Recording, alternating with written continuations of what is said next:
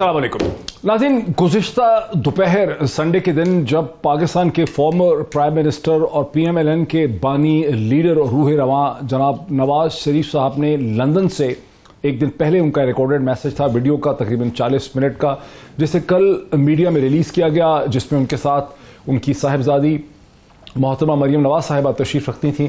तो नवाज शरीफ साहब के लहो लहजे से, टोन से और बातों से ये अंदाज़ा लगाना मुश्किल नहीं था कि वो ये समझते हैं कि एक बार फिर उन्होंने पाकिस्तान की और पंजाब की सियासत का मार्का मार लिया है। जब उन्हें 1999 में जनरल मुशर्रफ की वजह से, ताकत से वो निकले, उसके बाद उनको 8-9 बरस लगे थे सिस्टम को दोबारा से कंट्रोल करते हुए, और 2008 के करीब उनकी बहुत बड़ी एंट्री हुई पाकिस्तान के सियासी ढांचे में। लेकिन कल लोगों ने महसूस किया कि 4 बरस से कम टाइम में उनकी सियासी एंट्री हो चुकी है। उन्होंने इमरान खान की हुकूमत को निकाल के बाहर किया, उनके खिलाफ बने हुए केसेस ख़त्म होते जा रहे हैं, उनकी साहिबजादी उनके साथ वापस आ चुकी हैं, उनकी पार्टी के लोगों के खिलाफ केसेस ख़त्म हो चुके हैं। और इसी किस्म की फातिहाना बातें उन्होंने अपनी इस तकरीबन 38 मिनट और 40 मिनट की जो टेलीवाइज गुफ्तगू में की, एक ऐसे वक्त में जब पाकिस्तान में तमाम टेलीविजन चैनल से दिखाते रहे। और इसके हवाले से भी मोहतरमा मरियम नवाज साहिबा ने ट्वीट किया कि अल्लाह का बहुत शुक्र है कि किस तरह पाकिस्तान के तमाम टेलीविजन चैनल्स जो हैं वो नवाज शरीफ साहब की स्पीच को, वीडियो स्पीच को दिखा रहे हैं। और बात थी कि इस्लामाबाद में मिनी 9/11 हो रहा था उस वक्त, जब सेंटोरस की शॉपिंग मॉल को आग लगी हुई थी, और टेलीविजन चैनल सिर्फ एक साइड पे हाशिए के तौर पे उसे दिखा रहे थे, और उन पर इतनी मजबूरी थी कि नवाज शरीफ साहब का मैसेज दिखा रहे थे। बहरहाल इस फातिहाना मैसेज के बाद जो रद्द अमल और क्रिटिसिज्म हुआ है, उसके बाद लगता है कि चीज़ें शायद नवाज शरीफ साहब के लिए इतनी आसान नहीं होंगी जितनी नवाज शरीफ साहब और मोहतरमा मरियम नवाज साहिबा लंदन से बैठ के सोच रहे हैं। अब से चंद घंटे पहले पाकिस्तान के former prime minister Imran Khan साहब ने एक तकरीर की पिंडी में। उस तकरीर का एक टुकड़ा मैं आपको सुनाता हूं। जब भी मैं मार्च का नाम लेता हूं तो काम पे टांगनी शुरू हो जाती है। अब इनको नहीं पता कि मैंने क्या करना है, और मेरी टीम को भी नहीं मैंने बताया मैंने क्या करना है। मुझे मसला ये है कि हमारी हर जगह फोन टैप, टेलीफोन टैप, घर टैप, नौकरों को भी इन्होंने खरीदने की कोशिश की। इंशाल्लाह जो हम प्लानिंग कर रहे हैं, हमें पता है इन्होंने क्या करना है, इनको नहीं पता हमने क्या करना है। दूसरी तरफ सूरत हाल ये है, मैं आपको शेख रशीद साहब का भी इसी हवाले से एक छोटा सा टुकड़ा सुनाता हूं, लेकिन इसी रो में मैं आपको बताता चला जाऊं कि चूंकि तहरीक इंसाफ और इमरान खान साहब ने फैसला किया कि वो अदालत का रुख इख्तियार करेंगे, हैकर्स के हवाले से ऑडियो लीक्स की गई हैं उसके हवाले से, और अब से चंद घंटे पहले वफाकी हुकूमत के इदारों ने 2 अशखास को गिरफ्तार भी कर लिया है, जिन पर इल्ज़ाम है कि यही प्राइम मिनिस्टर की टीम के साथ मिलकर हैकिंग करते थे। गालिबन उसकी वजह यह होगी कि अब जब अदालत पर अगर तहरीक इंसाफ जाती है तो हुकूमत ये कह सकेगी कि जिम्मेदार अशखास जो हैं वो गिरफ्तार हो चुके हैं, उनकी इन्वेस्टिगेशन का प्रोसेस जो है वो आगे बढ़ा। लेकिन शेख रशीद साहब का क्या कहना है? शेख रशीद साहब हमेशा 1 महीना आगे की बात करते हैं, जरा सुने क्या कहते हैं। नवाज शरीफ को मायूसी होगी, ये डील नाकाम होगी, ये पार्टनरशिप टूटेगी, आने वाले फैसले जो है मेरिट पर होंगे, नवाज शरीफ की ख्वाहिश पे कोई अपॉइंटमेंट नहीं होगी, और जिम्मेदारान जो हैं इंशाअल्लाह ताला मेरिट पर फैसले करेंगे। 15 नवंबर से पहले फैसले होंगे, इन्होंने जाना है। सारी कौम इमरान खान की काल की मुंतजिर है। ये 27 किलोमीटर की हुकूमत जो समझ रहे हैं कि कंटेनरों से कब्जा ग्रुप कब्जा कर सकता है, लोग पहाड़ों से उतरेंगे, और 27 किलोमीटर में हुकूमत करने वालों 25-27 लाख इस्लामाबाद की भी आबादी है। नवाज शरीफ साहब के लिए बहुत बड़ा मसला ये है जो शेख रशीद साहब इशारा कर रहे हैं कि आगे आने वाले फैसले मेरिट पे होंगे, और ये जो एक बंधन है, ये जो एक रिलेशनशिप है, ये टूट जाएगा। ये उन्होंने कहा नहीं कि रिलेशनशिप किसके साथ टूटेगा, लेकिन इशारा बड़े वाजे था कि नवाज शरीफ साहब को जिस जहाँ से सपोर्ट है वो सपोर्ट शायद मुस्तकबिल में जारी नहीं रह सकेगी। ये बुनियादी आगाज़ है, बुनियादी पॉइंट है जिससे हम डिस्कशन का आगाज़ कर सकते हैं। मेरे साथ स्टूडियोज़ में तशरीफ़ रखते हैं सदाकत अली अब्बासी साहब, तहरीक इंसाफ के रहनुमा हैं। Very warm welcome to him. मुझे ज्वाइन कर सकेंगे अली परवेज़ मालिक साहब, लाहौर से तहरीक PMLN के रहनुमा हैं। Very warm welcome to him as well. और रज़ा अहमद रूमी साहब सीनियर जर्नलिस्ट भी हैं, ऑथर हैं एक से ज़्यादा किताब के, मुझे वीडियो लिंक के जरिए ज्वाइन करेंगे। Very warm welcome to all my guest once again. Sadaqat Ali Abbasi साहब की शेख रशीद जो कुछ कहते रहते हैं, ये शेख रशीद साहब की ज़ाती प्रोडिक्शंस होती हैं, ये कोई पार्टी के अंदर भी कोई इस किस्म की फीलिंग है कि बहुत जल्दी नवाज शरीफ साहब तनहा रह जाएंगे, और नवाज शरीफ साहब जहाँ से अपनी ताकत डिराइव कर रहे हैं वो लोगों को छोड़ देंगे? मतलब बहुत शुक्रिया अपने शो के लिए बुलाया। देखें, शेख रशीद साहब एक सियासत के स्टूडेंट हैं, वो कि उनकी पार्टी अपनी है, लेकिन आज भी हम इकट्ठे थे, हमारा एक ओथ टेकिंग सेरेमनी थी पिंडी में। ये पिंडी में कहाँ भी थी? ये पिंडी शहर में एक पार्क है बड़ा, उसमें थी। ये बेनजीर भुट्टो हॉस्पिटल के बिल्कुल साइड पे मरी रोड से, जिसको पहले सेंट्रल गवर्नमेंट हॉस्पिटल कहते थे जी, इसी जमाने में, जिसको हाँ सेंट्रल हॉस्पिटल कहते थे। वो आजकल उसका बेनजीर भुट्टो हॉस्पिटल, उसके बिल्कुल साथ एक बड़ा ग्राउंड था। उसमें हमारा ज़िला पिंडी के जितने ओहदेदारान थे जिनको नोटिफाई किया था, उनसे एक हल्फ हुआ तंजीम का, और बाद में इमरान खान साहब ने भी हल्फ लिया उनसे कि वो सियासी जमातें अक्सर जलसे करती हैं लियाकत बाग में, आप उधर नहीं गए? नहीं, जलसा नहीं था ना, इट वाज नॉट पब्लिक यानी फ्री फॉर ऑल। लोगों को पासेस जारी किए गए थे। एक पिंडी जिला की जो 7-8 तहसीलें, उनके जो ओहदेदारान है यूनियन काउंसिल लेवल के, उनकी थी, और उनसे पहला हल्फ था उनकी तंजीम का, और दूसरा हल्फ था कि वो आईने पाकिस्तान के अंदर रह के हकीकी आज़ादी के लिए अपने आप को वो वक्फ एक टुकड़ा तो हमने सुना दिया खान साहब को, और क्या कहा है मैस खान साहब? अच्छा, ये जो बात करने की ये है कि वो हम बस फाइनल कॉल का इंतजार है, और सारा फाइनल कॉल को तो 2 महीने हो गए आपके कहते नहीं, 6 हफ्ते बहरहाल वो आपका अपना हिसाब किताब है, आप अपना तज्जिया करें। नहीं, उन्होंने आज भी कहा किसी को बताऊंगा नहीं, मैंने बिल्कुल छुपा के रखा बस वो अब ये चीजें जो हम लोग चूंकि उस टीम का हिस्सा है, तो चीजें आप ट्रस्ट नहीं करते खान साहब आप लोगों पे, आपका तज्जिया आप कैसे लीक हो जाती हैं चीजें। लेकिन खान साहब का ये है कि बाकी तमाम इंतजामात मुकम्मल हैं, और जो मेन ऑर्गेनाइजिंग टीम है, मेरा भी उसमें रोल है, बाकी तमाम इंतजामात मुकम्मल है। अब वो समझते हैं कि किस दिन कॉल देनी है। अच्छा, दूसरी तरफ से नवाज शरीफ साहब भी अब बोल रहे हैं जो मैं आपका आने के लिए वाली बात, कल उन्होंने जो मैसेज हालात ये है, तो घबरा रहे हैं आप लोग बहुत ज्यादा। जिस तेजी से लोग इस मार्च के लिए तैयार हो रहे हैं, तो जाहिर है आप खुद ही सोचें। इमरान खान आप कह रहे हैं टाइम नहीं दिया, फैजाबाद में 32 कंटेनर पड़े हुए, फैजाबाद में खाली, इस्लामाबाद अब कंटेनराबाद हो गया है। ठीक है, तो अभी तो आप ये नहीं, आप कह रहे हैं कि क्या शेख की क्या कह रहे, क्या आपको कहां पे टांगती नजर नहीं आ रही? वो क्या चले टांगे कांपती नजर नहीं आ रही? किसी की टांगे देखी तो नहीं है। आप सोचे नहीं, ये क्या है? इमरान खान साहब के बकौल आपके मार्च का तो कोई टाइम नहीं आया, इस्लामाबाद में वो कंटेनर नजर आ रहे हैं, किस खौफ के? लेकिन नवाज शरीफ साहब तो दिखाइए प्रोड्यूसर साहब, क्या Nawaz Sharif what does he have to say? Nawaz शरीफ उनके पास भेजने को है क्या? लेकिन नवाज शरीफ तो दोबारा वजीर आजम बनना चाहते हैं। पहले तो हमने सुना था कि वो मोहतरमा मरियम नवाज साहिबा को खड़ा करेंगे प्राइम मिनिस्टर कैंडिडेट के लिए, लेकिन अभी कुछ ऐसी इंडिकेशन है कि बड़ा शर्मा के मैं देख रहा था, उन्होंने कल जवाब दिया कि इंशाल्लाह ताला। दिखाएं जरा प्रोड्यूसर साहब, वो शॉर्ट तो दिखाएं। क्या हम मियां मोहम्मद नवाज शरीफ को अगले साल 2023 में जब इलेक्शन होते हैं, वज़ीर आज़म पाकिस्तान चौथी मरतबा बनते हुए देख रहे हैं, क्या वो पाकिस्तान जाकर इंतखाबी मुहिम करेंगे? इसके बारे में लोग पूछ रहे हैं, तो क्या करें? इंशाल्लाह जी। Thank you. नाज़रीन, ये क्लियर नहीं हुआ कि वो इंशाल्लाह से उनका मतलब क्या था, आपको क्या समझ आई? देखिए, मैं एक बात, 2-3 बातें इस माशीफों की बातों से मेरा अली साहब से सवाल होगा।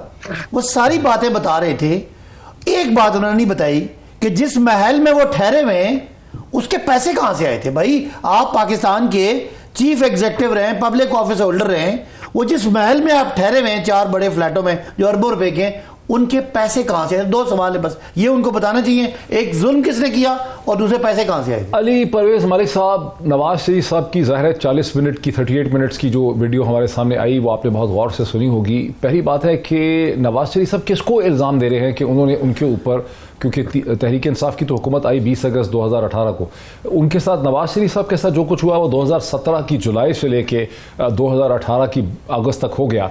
तो किसने किया वो उनके सब कुछ? किसको वो ब्लेम कर रहे थे कि ये ज्यादतियां की?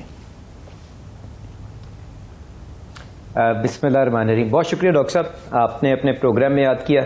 देखें, मेरे ख्याल से जो मेन सबक हमें मियां नवाज शरीफ साहब का जो कल ब्रॉडकास्ट हो रही थी इंटरव्यू, उससे लेना चाहिए, वो ये है कि जबरन आपको किसी को भी आप सियासत से निकाल नहीं सकते, उसको सियासत से अलहदा नहीं कर सकते। अगर कोई शख्स लोगों के दिलों में बसता हो तो आपको उसको जो मर्जी आप उसके सामने रोड ब्लॉक्स क्रिएट करने की कोशिश करें, आवाम उनको बार बार उनको मुंतखब करके या उनके नुमाइंदगान को मुंतखब करके ऐवानों में भेजती है, और आप किसी को जबरन सियासत से अलहदा नहीं कर सकते। ये वो बुनियादी मेरे ख्याल से चीज है जो सामने आती है। अब जहां तक कि मियां नवाज शरीफ साहब के साथ जो वो अपना, अच्छा, ये बड़ा वैसे इंटरेस्टिंग बात आपने की है, तो मुझे बताएं उसमें। जी जी, हुक्म डॉक्टर साहब।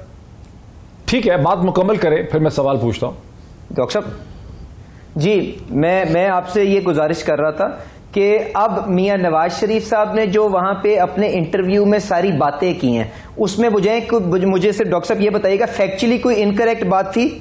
वहां पे उन्होंने जो उनके साथ हुआ, उन्होंने वो सारी की सारी चीज वहां पे बयान की। और आप मुझे बता दें, ये जो मेरा भाई आपके साथ बैठ के यहाँ पे गुफ्तगू कर रहा है कि जी एवनफील्ड अपार्टमेंट्स में वो रह रहे हैं और आज तक वो ये नहीं बता सके कि जी वो किधर से उन्होंने अपार्टमेंट्स को परचेज किया था या कहां से उनको मिले थे।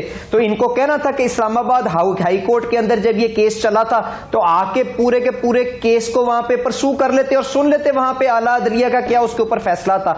उनकी जो सेटलमेंट्स हुई, जो उनके वालिद साहब से उनके बच्चों को प्रॉपर्टीज ट्रांसफर हुई, it is all a matter of record now. अब ये कंजेक्चर के ऊपर तो बात चलनी नहीं है ना डॉक्टर साहब। अब यहाँ पे आप बैठ के मीडिया सर्कस लगा लें, कभी किसी की आमदनी के ऊपर, कभी किसी की सेहत के ऊपर, और आप किसी चीज के ऊपर जिम्मेदारी लेने की कोशिश ही ना करें। अली परवेज मलिक साहब, आपने पॉलिटिक्स का प्रिंसिपल बड़ा अच्छा एक्सप्लेन कर दिया कि किसी भी मकबूल सियासी लीडर को अगर गैर सियासी तरीकों से हटाया जाने की कोशिश की जाती है, उसकी पार्टी दोबारा इलेक्ट हो सकती है, वो लोगों में मकबूल रहता है। लेकिन प्रिसाइजली यही चीज आपकी पार्टी गुज़िश्ता 2-3-4 महीने से लगी हुई है। 3-4 केस ऐसे बनाए हुए हैं जिसमें इमरान खान को डिस्क्वालीफाई करना आप लोग चाहते हैं, और आपकी पार्टी के बहुत से लोग, आप कभी नहीं, मैं मानता हूं आपने कभी नहीं कहा होगा, लेकिन और बहुत से आपकी पार्टी के लोग टेलीविजन पे अपीयर होकर कहते हैं कि इमरान खान इसमें डिस्क्वालीफाई होगा, उसमें डिस्क्वालीफाई होगा। हुकूमत आपकी है, आप वही कोशिश कर रहे हैं जो पहले हुई। आप ये क्या है फिर?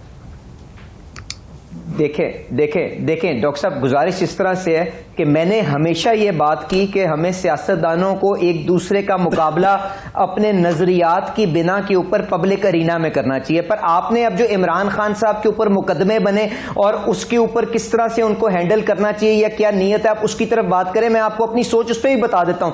देखिए, गुजारिश ये है कि अगर आप तोशा खाना का मामला देख लें तो उसके अंदर क्या प्रिंसिपल यहां पर तय करने की कोशिश हो रही है। प्रिंसिपल सिर्फ और सिर्फ ये तय करने की कोशिश की जा रही है कि इस मुल्क के अंदर दोहरा निजाम नहीं हो सकता, कि एक निजाम आपके मुखालफीन के लिए हो और एक निजाम आपके अपने लिए हो। ये जो लाडला वाली गुफ्तगू चल रही है, ये क्या है सारी, कि प्रिफर्ड ट्रीटमेंट किसी एक शख्स को नहीं मिल सकती इस चीज की बिना के ऊपर वो कितना मकबूल है कि गैर मकबूल है। गुजारिश ये है कि आपने इस मुल्क में नहीं देखा कि तोशा खाने का कोई केस नवाज शरीफ पे तो बना ही नहीं है। Nawaz Sharif simply on the basis of तो तोशा खाने के केसेस नहीं बने हुए।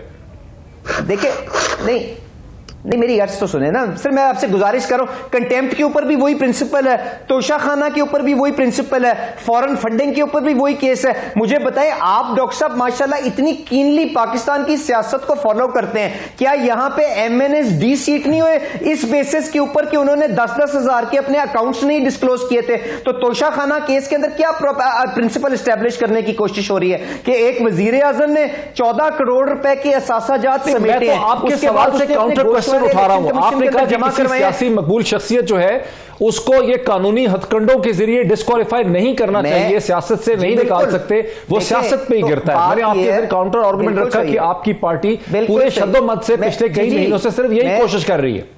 मैं आपसे मैं आपसे यही गुजारिश कर रहा हूं कि मुझे बताएं कि यहां पे फिर जब कानून की बालादस्ती की बात होती है तो क्या दो डिफरेंट निजाम हो सकते हैं, दो डिफरेंट जमातों के लिए? तो हमें इस चीज का भी तो अजाला करना पड़ेगा ना। अगर तो आप वही करना चाह रहे हैं जिसके लिए आप पहले सबको आइन के अंदर देखें। मैं आपसे गुजारिश ये करूं कि हमें पार्लियामेंट के अंदर दो चीजों का तजाद आ गया। पहले आपने ये डिफाइन नहीं किया 62(1)(f) को, हमने 2017 से लेकर 2018 तक हमें इन सारे मामलात को दुरुस्त करने के लिए ईवान के अंदर बैठ के कानून साजी करनी पड़ेगी ना। किससे की हैं? देखिए ना, पिछला सवाल यह था कि नवाज शरीफ साहब जिन ज्यादतियों का जिक्र कर रहे हैं लंदन से, वो ज्यादतियां 2017-18 में उनके साथ किसने की? आपने उसका जवाब नहीं दिया। दूसरी बात है, आपने कहा लोगों को डिस्क्वालीफाई नहीं करना चाहिए गैर सियासी तरीके से, उसका भी आप जवाब नहीं दिया, कोशिश कर रहे हैं। तो अभी फिर इलेक्शन से क्यों जवाब नहीं दिया? जो इलेक्शन 16 अब उससे भी जिन जजों ने ये फैसला किया, क्या वो हमारे मुल्क की जो हिस्ट्री है उसके अंदर लिखा नहीं जाएगा कि जी आपने एक वजीर आजम को 10,000 की तनख्वाह ना लेने के ऊपर अपनी औलाद से निकाल दिया और दूसरी साइड के ऊपर आपका वजीर आजम करोड़ों रुपए समेटता रहा, अपने गोशवारों में जमा नहीं करवाए, वो आज भी अपना एमएनए वहां पे बरकरार है। तो ये दोहरा निजाम और किन लोगों ने ये फैसले किए, क्या मैं टीवी के ऊपर आपको बताने की जरूरत है? पनामा बेंच के अंदर जिन्होंने वो बैठ के अपने जाती नोट्स लिखे, क्या उनका ये पूछताछ उनसे नहीं होगी? उन्होंने ये फैसले किस तरह किए? इसमें कोई ढपी चुकी बात नहीं है, मैं किसी से घबरा रहा हूं। ये this is matter of record now. Raza Rumi साहब बहुत पेशेंस से ये सारा कुछ हमारी डिस्कशन सुन रहे हैं। आप ऑथर भी हैं, साउथ एशिया की हिस्ट्री के बारे से आपने लिखा। अब देखिए, अगर नवाज शरीफ साहब की डिस्क्वालिफिकेशन, पहली तो बात है कि नवाज शरीफ साहब के ऊपर जो जुल्म सितम किए वो किसने किए, नवाज शरीफ साहब भी नहीं बता रहे और अली भी नहीं बता रहे। फिर दूसरा ये कि अगर नवाज शरीफ साहब की डिस्क्वालिफिकेशन गलत थी तो इमरान खान की डिस्क्वालिफिकेशन के लिए कम से कम 3 केसेस बनाए हुए, फिर वो भी गलत हैं। और फिर तीसरी चीज़ ये है कि इलेक्शन से क्यों दौड़ रहे हैं, अगर आपको सियासी तरीक़ों से ही खुदकशी करनी है या उस पर ही लड़ना है उस बैटल पे, तो फिर इलेक्शन से क्यों दौड़ रहे हैं। अभी दोबारा ECP को लिख दिया हुकूमत ने कि 16 अक्टूबर के बाई इलेक्शन, हालांकि इन्होंने खुद ही स्केड्यूल किए हैं 16 अक्टूबर के बाई इलेक्शंस, इन्होंने सिलेक्टिव रेजिग्नेशन एक्सेप्ट किया, उसमें इलेक्शन में नहीं जाना चाह रहे। राजा साहब जी, मोहित शुक्रिया। देखिए, आप ये सवाल आप भी अच्छी तरह जानते हैं कि किसने ये किया। अब आप चूंकि आप वो चाह रहे हैं कि दोहराया जाए तो मैं दोहराए देता हूँ। तरह तरह के केसेस में और मज़े का खेज वर्डिक्स के थ्रू एक 3 बार मुंतखब वज़ीर आज़म को नाअहल करार दिया गया, उनकी बेटी को भी गिरफ्तार किया गया, उनके खिलाफ वो बोगस केस बनाया गया जो कि अब इस्लामाबाद हाई कोर्ट ने खुद जो है उसको ख़त्म कर दिया है। तो एक तो ये है कि इसमें बदकिस्मती से ये एक हमारे मुल्क में, और ये अमेरिका में इस वक्त जी मैं वहीं पर हूँ, इसलिए मैं आप अमेरिका में, पाकिस्तान में अच्छा, और ये पहली बार नहीं हुआ आप अमेरिका में भाई। जी नहीं साहब, आप इस वक्त अमेरिका में जी हूँ, और अगले कुछ अरसे तक नहीं आना आपने। नहीं आप मैं आ रहा हूँ अगले महीने इंशाल्लाह। कोई ऐसी बात नहीं। देखिए, खान साहब ने जो अच्छी चीज की है ना, उन्होंने हमें भी अब हौसला दे दिया ना। अगर तो बात ये कि 1950 से ये खेल रचाया गया। जस्टिस मुनीर के जो फैसला थे 1954 से आज 2017-18 पानामा तक जो है, हमने देखा है कि एक कंटिन्यूएशन है कि ये मिलकर 2 गैर मुंतखब इदारे जो है मुंतखब वालों की पिटाई करते हैं और बार बार उनको सियासी मैदान से आउट करते हैं। इसलिए जो कुछ नवाज शरीफ के साथ हुआ था उस वक्त हमने उसकी भी मुखालिफत की थी, और अगर इमरान खान साहब के खिलाफ भी इसी तरीके से उनको सियासी मैदान से आउट करने की कोशिश की जाएगी तो हम उसकी भी मुखालिफत करेंगे, क्योंकि ये तरीका ही गलत है। ये बार बार बैकफायर हुआ है। ये वो फिल्म है मोहित जो कि बॉक्स ऑफिस पे चली है कई बार और पिट गई है, उसके बावजूद डायरेक्टर प्रोड्यूसर वही स्क्रिप्ट जो है उसको दोहराते हैं और मुल्क का नुकसान होता है। जी ये पिटा। अच्छा, फिर ये क्विकली कि अब ये इलेक्शन जो 16 अक्टूबर का था उस पर हुकूमत ने, वजारत दाखिला ने एक बार फिर लिख दिया इलेक्शन कमीशन को कि स्टाफ नहीं है हम। हालांकि ये हुकूमत ने ही डिसाइड किए थे, जब सिलेक्टिव रेजिग्नेशन एक्सेप्ट किए तो इन्होंने खुद ही डिसाइड किए थे ये इलेक्शन करने। दूसरी साइड तो कोर्ट्स में गई थी रोकने के लिए, अब ये खुद इलेक्शन से दौड़ गए। अब इसका क्या करें? जी हाँ, मेरे ख्याल से ये कुछ अजीबो गरीब मामला लग रहा है। लेकिन अभी देखिए, कुछ ये कहा जाता है, मैं मीडिया की रिपोर्ट से देख रहा था कि कुछ इलाकों में सैलाब की वजह से मुतासिर हुए हैं, और ये कि इस वक्त इलेक्शन कमीशन जो है वो उसका जिक्र होता रहा है कि वो तैयार नहीं। अभी देखते हैं, कल फैसला आना है उसके बारे में। लेकिन जो पहला वाला नुक्ता था, मैं सिर्फ उसके ऊपर ये कह दूं कि देखिए, बात यह कि अब कोर्स करेक्शन का वक्त है, और मैं समझता हूं कि ये टेस्ट केस होगा कि पाकिस्तान में किस तरह से लेवल प्लेइंग फील्ड जो है वो फराहम की जाए। तमाम सियासी जमातों को, किसी को लाडला बनाए बगैर, ना शरीफ खानदान, ना इमरान खान, ना कोई और मुल्क का जो आइन और जो मुल्क का कानून कहता है उसकी अमलदारी हो, तो उम्मीद उससे हमारे आधे मसले हल हो जाएंगे, आधे से भी ज्यादा।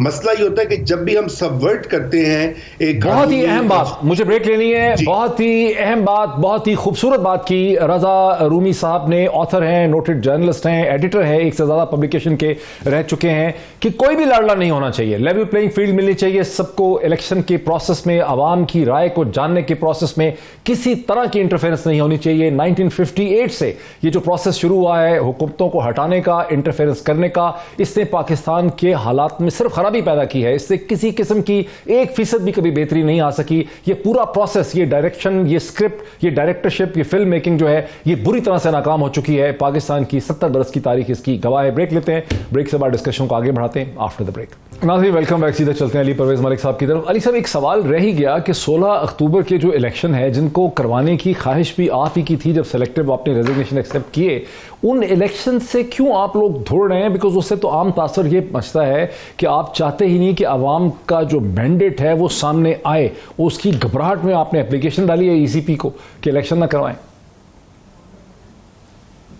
अच्छा, गुजारिश इस तरह से डॉक्टर साहब, इलेक्शन से कोई भाग नहीं रहा। पहली बात तो ये है कि ये समझ लें कि इन असेंबलियों की एक मुद्दत है और उसके बाद इमरान खान साहब चाहे जितना मर्जी जोर लगाएं या हमारी जितनी मर्जी ख्वाहिश हो, ये अपनी मैं तो 16 अक्टूबर के इलेक्शन की बात कर रहा हूं। जहां तक जिमनी इलेक्शन का मामला, सर मैं आ गया 16 अक्टूबर के इलेक्शन की बात कर रहा हूं, बाई इलेक्शन की। सर मैं तो जिमनी इलेक्शन पे आ गया ना। मैं तो आपसे पहले जो इमरान खान साहब की ख्वाहिश है, मैंने तो पहले उसकी तरफ सिर्फ निशानदेही की। मैं आप जिमनी इलेक्शन ही है ना आप जिसकी बात कर रहे हैं। पहली बात ये कि हमारी ख्वाहिश के ऊपर ये नहीं आगे डेफर हो रहे। गुजारिश ये, पिछली दफा जब इनको आगे किया गया था तो उस वक्त इलेक्शन कमीशन ने जब आपकी पाक आर्मी से जब वसाइल मांगे थे तो उन्होंने कहा था कि हम रेस्क्यू एंड रिलीफ के अंदर एंगेज हैं और हम आपको आपकी मिनिस्ट्री ने खत लिखा हुआ है इलेक्शन कमीशन जिसको सर मेरी अर्ज तो सुन लें सर, मैं आपको पूरी चेन ऑफ इवेंट तो बता दूं ना। आज आपको जल्दी ज्यादा है डॉक्टर साहब, अगर आप बात कंप्लीट करने दें तो इंसान जवाब दे लेगा। तो पहली मैंने आपसे बात की कि पिछली दफा जो आगे हुए थे वो चीफ इलेक्शन कमीशन को क्योंकि वसाइल नहीं मिल सके थे, तो चीफ इलेक्शन कमीशन जो एक खुद मुख्तार इदारे को हेड करता है, उसने उसकी 16 अक्टूबर की डेट डाली थी। आज जो सूरत हाल है वो ये है कि डीजीएमओ और इंटीरियर डिवीजन और इलेक्शन कमीशन में बैठ के जब कंसल्टेशन हुई और उन्होंने जब उसी तरह वसाइल की फरहमी के ऊपर ये बैठ डिस्कशन की है, तो उन्होंने बताया कि अगर आप ये भी चाहते हैं कि इमरान खान साहब, जिसके ऊपर इंटेलिजेंस एजेंसीज की रिपोर्ट है कि उन्होंने इस हफ्ते आपके सूबों की जो पुलिस है, जो सूबों के वसाइल हैं, उनको लेके इस्लामाबाद के ऊपर यलगार करनी है, तो हम ये नहीं कर सकते कि इस्लामाबाद की हिफाजत के लिए भी आपको वसाइल दें और साथ इलेक्शन के लिए भी जाके वो इलेक्शन की ड्यूटी कर सकें, और इसके साथ साथ जो वो अपना रेस्क्यू के और रिलीफ का काम सलाब जदगान के लिए कर रहे हैं वो भी साथ करते रहे। तो इस चीज को जहन में रखते हुए इन्होंने ये इलेक्शंस को डिले किया है। जहां तक आपकी गुजारिश ये कि इमरान खान साहब टीवी पे आके कह दें कि हम जो अभी हुए नहीं है, दस्तूर के मुताबिक जो तरीकाकार है उस पर चलना चाहते हैं। जी सर, जी क्या कह रहे हैं डॉक्टर साहब? अभी हुए नहीं, अभी फैसला करना है इलेक्शन कमीशन ने। डॉक्टर साहब, अभी इलेक्शन कमीशन ने कल फैसला करना है। मेरी बात सुने डॉक्टर साहब, गुजारिश ये है, देखें आप एक सवाल करते हैं, मुझे कंप्लीट तो करने देना, इतनी आज जल्दी क्यों है आपको? इमरान खान साहब अपना लॉन्ग मार्च के ऊपर जो भी फैसला करेंगे, मैं आपसे कह रहा हूं इंटीरियर डिवीजन के पास ये इंटेलिजेंस की रिपोर्ट्स मौजूद हैं कि आज इमरान खान से इस हफ्ते के अंदर उन्होंने लॉन्ग मार्च इस्लामाबाद की तरफ करना है। उसको अगर आपने प्रोटेक्ट करने के लिए जो आपके यहां पे आपके वफाक के अंदर जो इंस्टॉलेशंस मौजूद हैं, जो रियासत के इदारे मौजूद हैं, उनकी क्या हिफाजत नहीं करनी? तो उसकी हिफाजत करने के लिए अगर पंजाब पुलिस और केपी के पुलिस और जीबी की पुलिस और ये आजाद जम्मू कश्मीर की पुलिस लेके यलगार करेंगे, तो हमने क्या खुद खड़े होकर वहां पे डिफेंड करना है? वहां पे रियासत के जो इदारे हैं उन्होंने डिफेंड करना है ना, तो उनसे ही वसाइल मांगने हैं ना। तो जब उनसे बैठ के डीजीएमओ के साथ कंसल्टेशन इंटीरियर डिवीजन की है, उन्होंने कहा हम ये 3-4 फ्रंट्स पे इकट्ठे काम नहीं कर सकते, तो उसमें इमरान खान साहब टीवी पे आके कह दें कि जी जब तक इलेक्शन होंगे मैं उस वक्त तक लॉन्ग मार्च कोई नहीं करूंगा, तो हम बैठ के सारे अपनी आवाज जो है इनके साथ मिला के इलेक्शन की तरफ। अच्छा, ये तो बड़ा जबरदस्त आपने ऑफर कर दी है कि आप यलगार भी करें, किसी पे खड़े हो जाएं।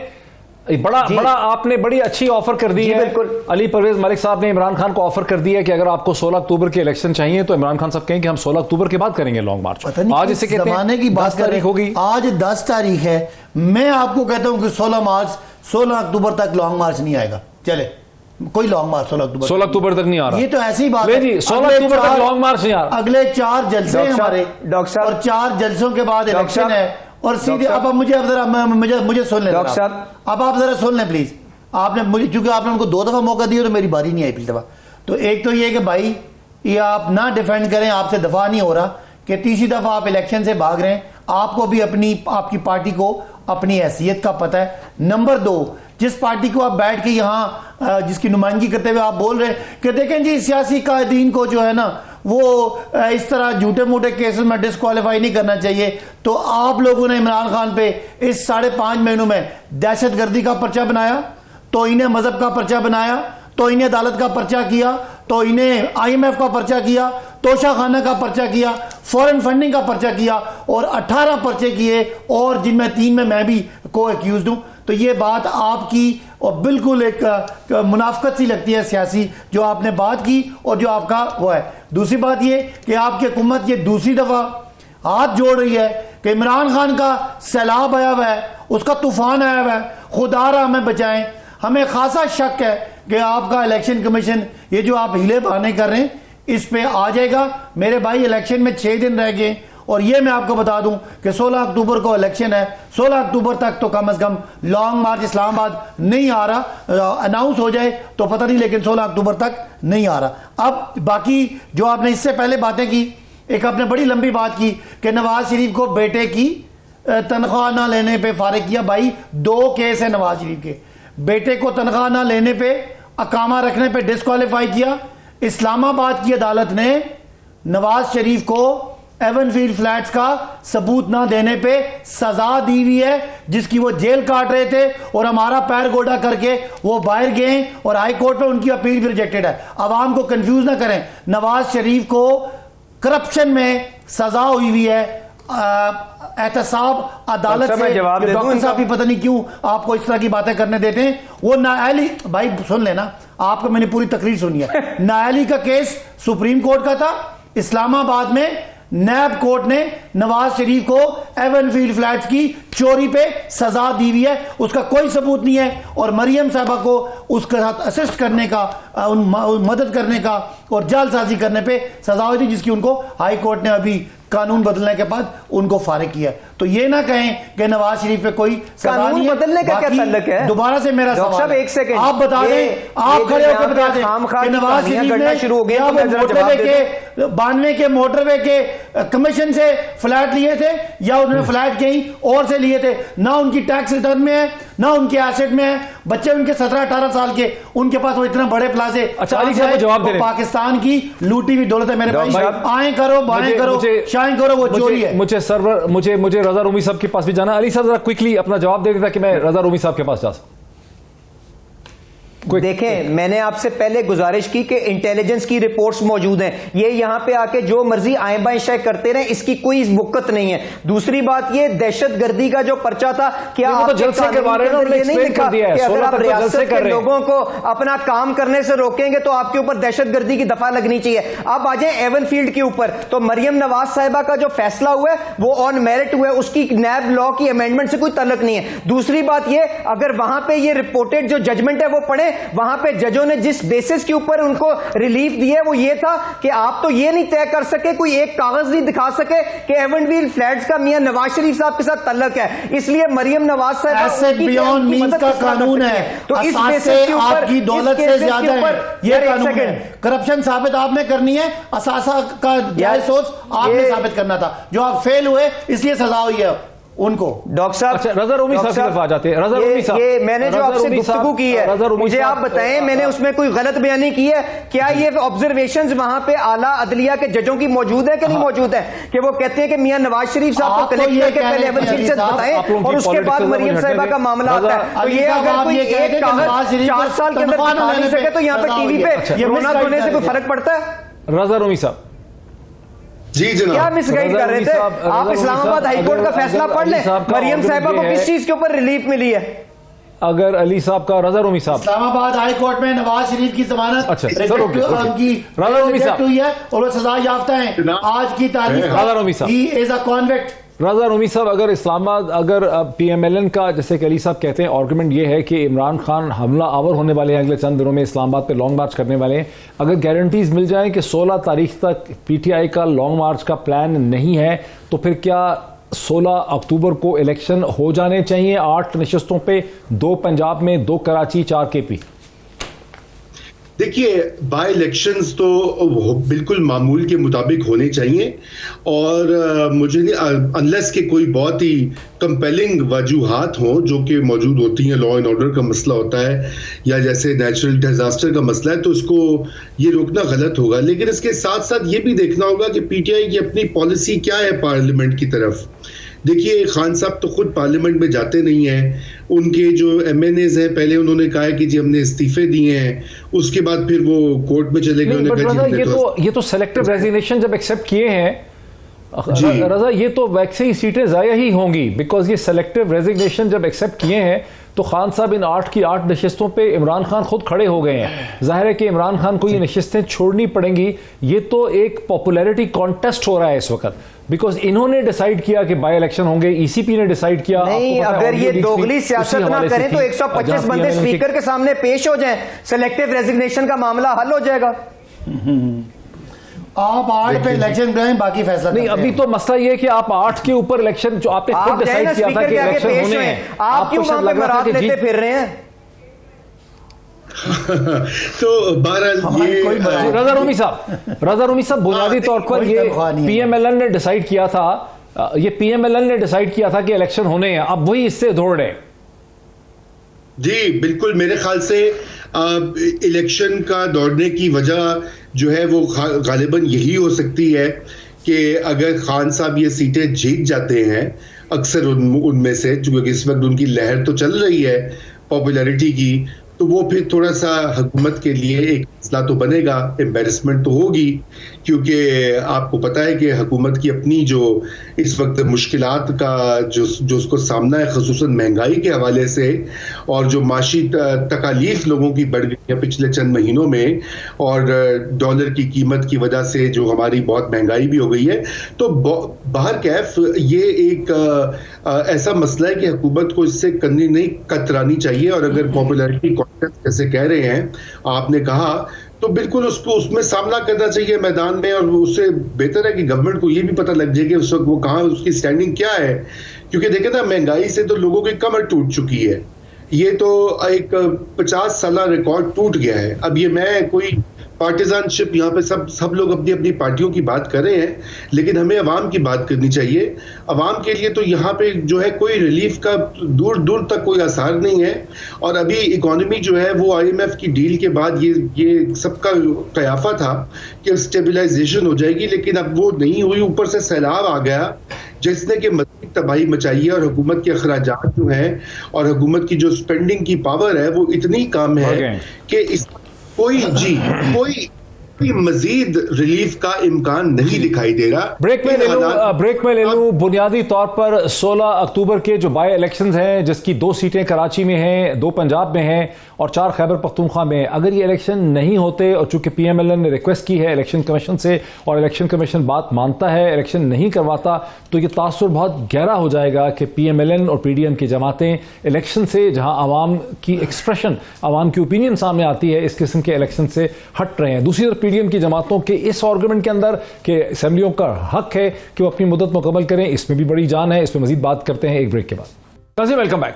नाज़रीन, वक्फे से पहले आपने देखा कि हमारी डिस्कशन इस नतीजे पे पहुंची कि जहां 16 अक्टूबर के ज़िमनी इंतखाबात को रोकने से एक गलत तासुर होता है, तासुर यही होता है कि हुक्मरान जमातें घबराती हैं कि इमरान खान की जमात अपनी पॉपुलैरिटी को साबित कर देगी और घबराहट की वजह से इलेक्शन का रास्ता रोकना चाहते हैं। वहीं PDM की जमातों के इस दलील और आर्गूमेंट में भी बहुत वजन है कि आखिर अगस्त 2023 से पहले असम्बलियाँ क्यों तोड़ी जाएँ, असम्बलियाँ अपनी मुद्दत क्यों ना मुकम्मल करें, उनकी हुकूमत को क्यों ना ये मौका मिले कि जो मुश्किल इकनॉमिक चैलेंजेस हैं उसका वो हल निकालें, जबकि सागडार साहब वापस आ चुके हैं, डॉलर को कंट्रोल करने की कोशिश कर रहे हैं, इंटरनेशनल लेवरेज करना चाह रहे हैं, इंटरनेशनल फ्लोज हासिल करना चाह रहे हैं, पाकिस्तान फ्लड की मद में इंटरनेशनल रेपरेशंस का केस भी बना रहा है। क्या कहेंगे, मतलब आखिर उनके पास भी एक आर्गुमेंट, क्या कहेंगे आप सदाक अली वासी साहब? देखिए, सबसे पहले ये इलेक्शन क्यों नहीं करवाना चाहते, उसकी बड़ी वाज़ेह वजह है।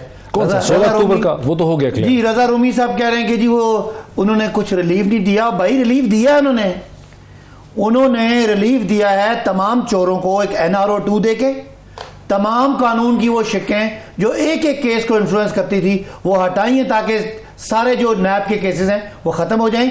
और आपकी और मेरी इत्तला के लिए इस रियासत ने 1200 अरब रुपए के केसेस लाइन अप किए हुए थे, 1100 अरब रुपए के माफ़ हो गए, तो एक तो रिलीफ मिल गया जिसके लिए वो आए थे। ये बात हो गई ना। नंबर 2, आपको क्यों इलेक्शन, मुझे बताएं, वो 75 लोग जो एम ही फिर रहे थे उन्होंने पकड़ के पाकिस्तान की तारीख की सबसे बड़ी कैबिनेट बना दी, लिहाजा उनको भी रिलीफ मिल गया।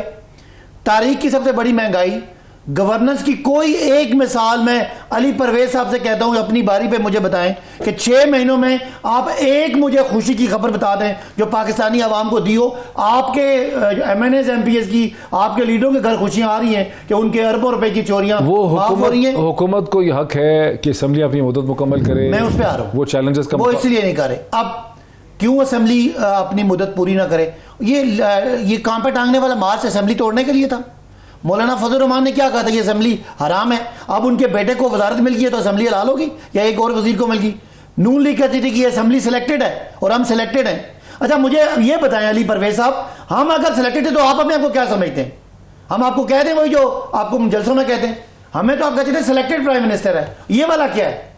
अब सब कुछ ठीक हो गया, अवाम का आपने बेड़ा गर्क कर दिया, इलेक्शन से आप भाग रहे हैं, ये नहीं, और उसके बाद फस्तायत की, फैशिज्म की इंतहा पे लोगों पे पर्चे करके आप, लेकिन जो बुनियादी जमहूरियत मुझे बताएं कैसे कह सकते हैं कि ये सिलेक्टेड लोगों को फारिग करें असेंबली से और आज 90 दिन के अंदर ये इलेक्शन ना करें? सो बुनियादी तौर पर आप कह रहे हैं कि अब आप कह रहे हैं कि चूंकि सारी साइड समझती हैं कि असेंबली गलत थी, इसलिए असेंबली को टूटना चाहिए जल्दी। भाई असेंबली के बाद आपकी असेंबली की सबसे बड़ी अक्सरियत 155 लोग बाहर बैठे हैं, इस्तीफा देके 155 तो नहीं बैठे, 123 बैठे। चले मैं कह रहा हूं 123 में बाकी उन्होंने लोटे बना लिया ना, वो भी तो कोई किसी खाते में नहीं आते। इखलाकी तौर पे न असेंबली की कोई हैसियत है ना इनकी कोई हैसियत है, तो ये किस लिए बैठे?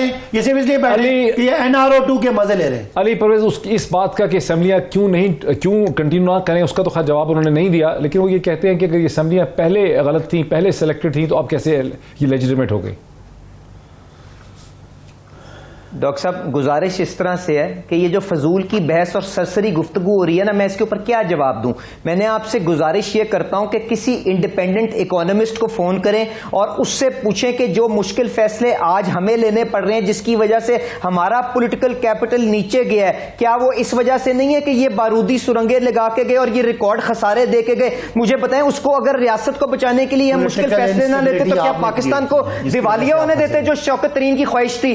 आप गुजारिश इस तरह से है कि इन्होंने कहा कि जी सिलेक्टिव इस्तीफे इन्होंने कबूल कर लिए और उसके बाद भाग रहे हैं। तो पहली बात तो ये है कि इनको चाहिए अगर 125 इनके MNA, 120 MNA, उन सबको ले जाके राजा परवेज अशरफ साहब के सामने पेश कर दें, क्योंकि इस्लामाबाद हाईकोर्ट ने तो ये तय कर लिया है कि जो कासिम सूरी ने जो यहां पे जो कार्रवाई की थी वो गैर कानूनी थी, तो ये सारे पेश हो जाएं, इकट्ठे इस्तीफे कबूल हो जाएंगे। इसके अंदर इनके ऊपर क्या इनकम्बरेंस है, इसका भी तो जवाब दे देना। अब जहां तक जिमनी इलेक्शन का मामला है, देखिए जिमनी इलेक्शन में मैंने आपसे कहा एक बात ध्यान में रखिएगा डॉक्टर साहब, और हमें ड्रामेटाइज करने के बजाय ना हकाइक को देखना चाहिए। ये सीटें कौन सी हैं? क्या ये सीटें वो नहीं है जो इमरान खान साहब ने 2018 में जीती हैं? आज किस वजह से हमने मजबूरन ये रिक्वेस्ट की है चीफ इलेक्शन कमीशन को कि जी वसाइल मौजूद नहीं है, इनको कुछ देर के लिए डिले कर दें। मैं कह रहा हूं ये अपना अनाउंस कर देना कि ये एहतजाज नहीं करना चाहते और इलेक्शन लड़ना चाहते हैं, हम मुकाबला कर लेंगे। अगर ये सीटें जीत भी जाते हैं तो क्या फर्क पड़ जाएगा? आप मुझे बता दें क्या नंबर के अंदर कोई फर्क पड़ता है? तो खुदा के लिए इस किस्म की दोगली गुफ्तगू ना करें। और आखिर में डॉक्टर साहब मेरी बात सुने,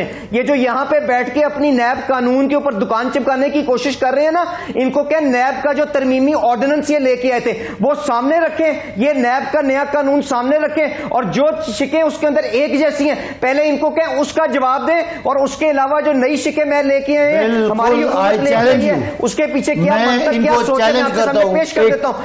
हर टीवी पे आके हर चीज के ऊपर सियासत करना नामुनासिब है, तो खुदा के लिए कोई एहसास करें अपनी जिम्मेदारी का। अली परवेज एक थोड़ा सा डाइग्रेशन का इशू है। वो इशू ये है कि जहां नैब के कानून में तब्दीली कर दी गई 50 करोड़ से कम की करप्शन को पब्लिक ऑफिस होल्डर्स को, वहां इस मुल्क के दो इंतहाई प्रोमिनेंट बिजनेसमैन जिनसे आप भी वाकिफ हैं, क्रेसेंट ग्रुप के तारिक शफी साहब, बरीजे के फाउंडर जनाब हामिद जमान साहब, उनको जिस तरह से गिरफ्तार किया गया आपकी हुकूमत में, उसमें एक बड़ा गलत ट्रेंड जो है वो इस्टेब्लिश हो गया है। पब्लिक रिप्रेजेंटेटिव भी नहीं है और जो चार्जेस भी हैं वो भी बड़े। मैं बड़ा परेशान हूं इससे। डॉक्टर साहब जवाब सुन लें, मैं उन दोनों लोगों को जानता हूं, मैं आपको जवाब दे देता हूं। पहली बात तो यह है कि 50 करोड़ रुपए की जो हद तय की गई है वो इसलिए की गई है कि नैब के अंदर जो आपकी कन्विक्शन है वो बहुत लो है। आप उसको इतनी ज्यादा केसेस दे देते हैं कि किसी को भी वो मंतकी अंजाम पे नहीं लेके जा सकता। बाकी एंटी करप्शन के इदारे मौजूद हैं, वो 50 करोड़ के नीचे की तफ्तीश और तहकीक कर लें। It is as simple as that. अब जहां तक ये तारिक रफी साहब का और हामिद जमान साहब का मामला है, देखें दोनों मेरे लिए काबिल एहतराम है। उन दोनों लोगों का फॉरेन फंडिंग की जो रिपोर्ट आई है उसके अंदर नाम था, FIA ने उनको 3-3 दफा कॉल अप नोटिस दिया। अगर आप शामिल तफ्तीश ही ना हो तो मुझे बताएं FIA के पास और क्या ऑप्शन रहती है कि आपको हिरासत में लेके अपनी तफ्तीश को मंतकी अंजाम पे लेके जाए। तो मुझे अफसोस है कि हम इस हद तक आगे जाना पड़ा है, पर इनको भी तो अपने रवैये देखने की जरूरत है ना। मैंने तो कोई 5 साल पुराना नेगेटिव ट्रेंड आपने एस्टैब्लिश कर दिया है, बिजनेस कम्युनिटी के अंदर खौफ व हरास है, बड़ी सेंस ऑफ इनसिक्योरिटी पैदा हो गई है, आपने लॉन्ग मार्च को हैंडल करना है। नहीं सर, मुझे इस पे परेशानी है कि ये दोनों इंतहाई डिस्टिंग्विश बिजनेसमैन हैं, ये कोई छोटे मोटे बिजनेसमैन नहीं है, ये कॉर्पोरेट लीडर्स हैं। मैं आपसे कह रहा हूं, एसोसिएशन से वाबस्ता है, कितना रोल है इनका। नहीं, मुझे एक सेकंड डॉक्टर साहब, मेरी भी कोई छोटी मोटी हैसियत होगी। पिछले 4 साल के अंदर मुझे दहशतगर्दी की अदालतों में घसीटा, मुझे बगावत के मुकदमे किए, मेरे ऊपर 1500 FIR डाली। तो मैंने अगर इस किस्म की इनकी हरकतों का सामना करना था तो अदालत से बेल लेके आपके कानून के तहत ही मामले को आगे लेकर चलना था ना। इस चीज को किस तरह आप डिफेंड करेंगे कि 3 दफा उनको बुलाया गया कि FIA में आए, आके आप बताएं कि आपने ये $6 लाख किस तरह से इमरान खान साहब को मुहैया करके दिए और कहां से पैसे आए थे। अगर वो कॉपरेट ना करें, मुझे खुद अफसोस है कि हमें इन जैसे लोगों को भी अदालत के अंदर और इस किस्म के मामलात के अंदर घसीटना पड़ रहा है। पर FIA के पास और कौन सी ऑप्शन मौजूद रहती है, आप मुझे बता दें। तो इनको चाहिए था ना कि शामिल तफ्तीश होते, बेल कराते, ताकि रजा रूमी साहब, सर आप लोग बड़े जाती कर रहे हैं सर आप लोग रुकते ही नहीं है। रजा रूमी साहब 90 सेकंड्स हैं, आप डिस्कशन को वाइंड अप कर दें। नहीं जी, मेरे ख्याल से बड़ी मैं भी सुन रहा था गौर से। देखिए, ये मामलात जो हैं ये ख़त्म नहीं होने वाले जहां तक नैब के केसेस ये अब्बासी साहब जिक्र कर रहे थे। देखिए, अब्बासी साहब से ये पूछना चाहिए कि जब नैब का कानून अपनी पूरी आबोताब के साथ मौजूद था इनके 3.5-4 साल का जो टेन्योर में, तो उसमें इन्होंने क्या जो है कारनामा या करिश्मा सर अंजाम दे दिया था। नैब का कानून भी फरसूदा है। ये जो एहतसाब का तरीका है ये 20 साल से चल रहा है। हमारे दौर में रिकवर हुआ 450 अरब। रजा रूमी साहब सर जी वो रिकवरी छोड़े ना, यार अपनी बारी पे बोला करो भाई, क्या हो गया? आप शामिल किया करें। ये डॉक्टर साहब ये इनके खामोश हो, 1 घंटे की आपकी तकलीफ सुनी, बदलने की जरूरत है, उस इदारे को बदलने की जरूरत है। ये 1 घंटे का तो प्रोग्राम नहीं है, हमारे सर के ऊपर सवार है, टैक्स पेयर्स के पैसों से चलता है। ये वक्त आ गया कि इसको सारी पार्लियामेंट के थ्रू इसके ऊपर काम किया जाए। ये इस तरह से सड़कों के ऊपर और टीवी चैनल्स के ऊपर बैठ के बहस करने से कुछ नहीं होगा। आप पार्लियामेंट मौजूद है, PTI should return to parliament, और वहीं पर अगर उन्होंने इस हुकूमत को गिराना है तो उसके खिलाफ तरीके अदम एतमाद लेकर आए। कम अज कम अवाम को पता चलना चाहिए कि ये NRO2 जो हुआ उसमें जो असासों की तारीफ थी, जो असासे आपके रिलेटिव्स हैं वो पहले थे, वो निकाल दिए ताकि मरियम साहिबा बचे। किस तरह से ये रियासत को कमजोर कर रहे हैं, बाहर की एविडेंस बिल्कुल ये गुंजाइश वो खत्म हुई ताकि जो बाहर की एविडेंस इनके खिलाफ है वो नहीं गया। आला इख्तियार की बात 100 से ज्यादा वक्त हमारा खत्म हो गया, जवाब देना पड़ेगा। साद रफीक का केस खड़े होंगे और उसके ये पर्सन स्पेसिफिक NRO2 है ताकि आपके जो वक्त हमारा सर वक्त हमारा खत्म हो गया है, तनख्वाह है वक्त हमारा खत्म, ये रजीम के सर वक्त हमारा खत्म हो गया है। इस हवाले से बड़ी अहम डिस्कशन और डिबेट इस वक्त हमारा खत्म हो गया। सुप्रीम कोर्ट पाकिस्तान में नैब के अमेंडमेंट कानून के हवाले से बहुत ही इंपॉर्टेंट इस वक्त एक डिबेट जारी है जहां बड़े इंपॉर्टेंट नुक्ते जो हैं उठ रहे हैं। डेली बेसिस के ऊपर सुप्रीम कोर्ट पाकिस्तान के केस सुन रही है। देखिए क्या फैसला होता है। बहुत शुक्रिया।